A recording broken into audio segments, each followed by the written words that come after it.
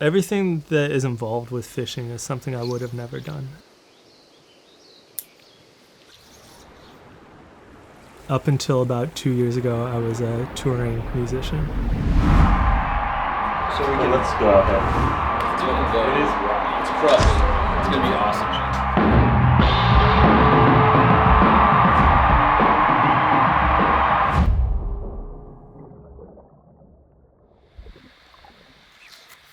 Now, it's kind of hard to say. I'm still figuring it out at this moment, what I am and what I do and where I belong in this.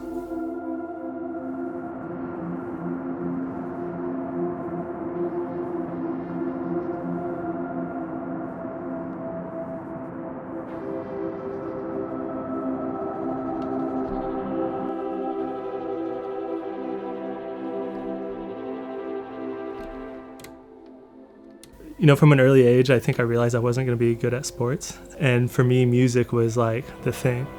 So, 12, 13 years old, I started playing the bass, a big upright bass. In high school, I played in like the school jazz bands and stuff. And I started like really being around musicians that were way better than me. And I found that drive, and it was like that thing that I realized this is what I want to do. And so the next step was joining a band. You are now well, you're spinning backwards in the falling maze.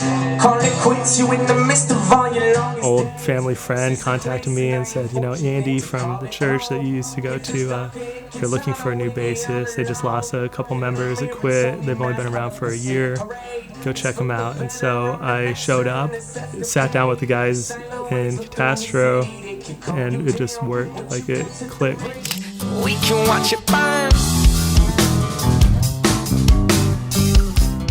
So looking back, that was one of the most exciting times of my life, just starting this band and being, 18 years old and no real responsibilities and just partying and hanging out and making music with my friends. And it was more this, okay, this is what I'm supposed to do. It's what I've always wanted. I'm sure it scared my parents to death. You at your mother and your father crying. Hey, we're on tour. Can we get some free fries? We were gone near the end of it, about 6, 7, 8 months a year, just nonstop, every city, growing as much as we could and living through it all, going from like not being able to afford meals and stealing them from Walmart because we were so broke and sleeping in a car to like finally getting opening slots at Red Rocks like multiple times.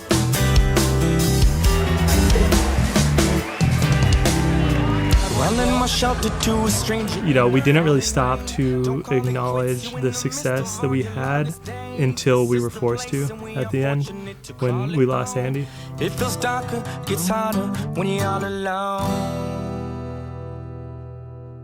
It was like our third time playing Red Rocks. The next week, we left to California to go begin writing our next album with some of the members of Dirty Heads.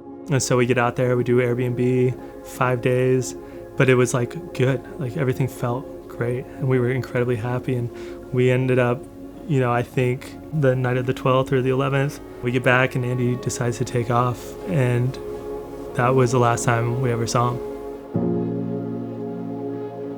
And he ended up passing that night in a drunk driving accident in California where he was a passenger.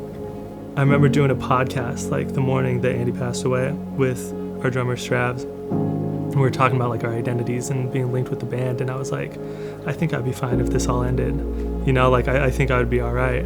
And I had no idea that the next day I was gonna have to deal with that. You're grieving the loss of your best friend and like someone who's like a brother. You're also grieving the loss of your own identity and your own career at the same time. We're finally doing it, and I've spent my entire life on this project, and I've never loved anything else, and it's ruined relationships and it's ruined friendships and everything. I've given everything to this project and this band, and it's finally starting to pay off, but now it's over. I felt like I had died too, I didn't know who I was.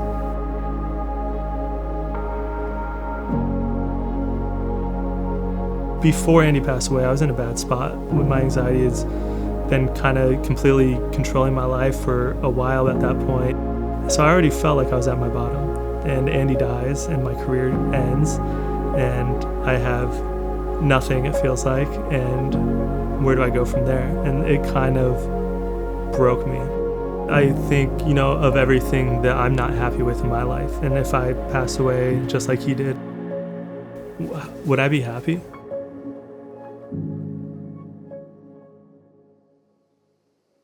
It took me a really long time to realize that I needed to do something about it. I needed to make a change.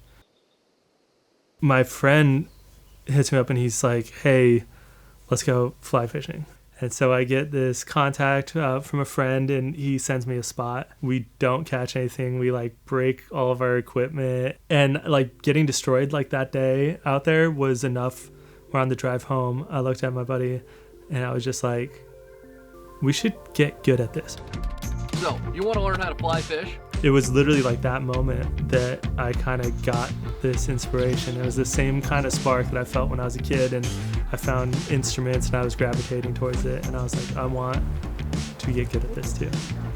So this is a rabbit tail, and we just have a dubbing body just because it looks hairy and kind of buggy. The first time I went fishing alone, it was the first time I had driven anywhere for 2 hours by myself. My entire life has been spent with 3 other people, and that was my identity. And even just a 2-hour drive was enough to give me horrible anxiety, and I'm uncomfortable and I don't like it. And then I start fishing and it's gone. Fishing really just made everything more quiet for me.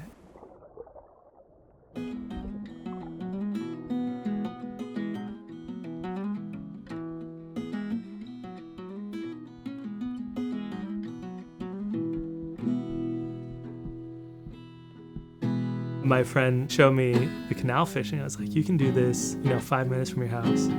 Up north, it's beautiful and there's big trees and there's beautiful little trout. That's kind of the romanticized version of fly fishing that I think a lot of people buy into. Once I started really going to the canals all the time, it's disgusting, and it's, there's trash cans in the middle of the water, and instead of dodging logs, you're trying to dodge shopping carts and electric scooters.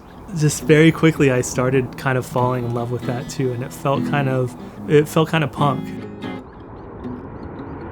It's we're taking this, we're jumping onto golf courses, and we're going to, the spot next to an airport. You got to walk through a fence.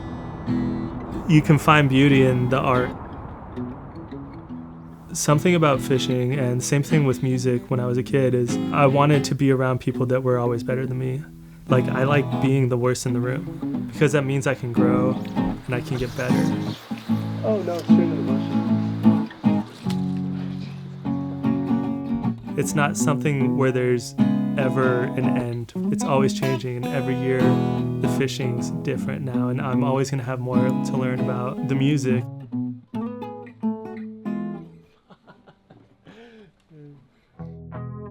I was already fucked up before Andy died, and then I was even more fucked up. I'm not better, and I don't know if I ever will be normal, because I don't really know what that is, but I'm finding my way, I'm finding comfort, and I'm finding peace, I'm finding joy and happiness and new aspects. I just want to continue doing things that are new to me and things that challenge me, and right now it's pursue fishing as far as I can take that and continue, making music that I enjoy.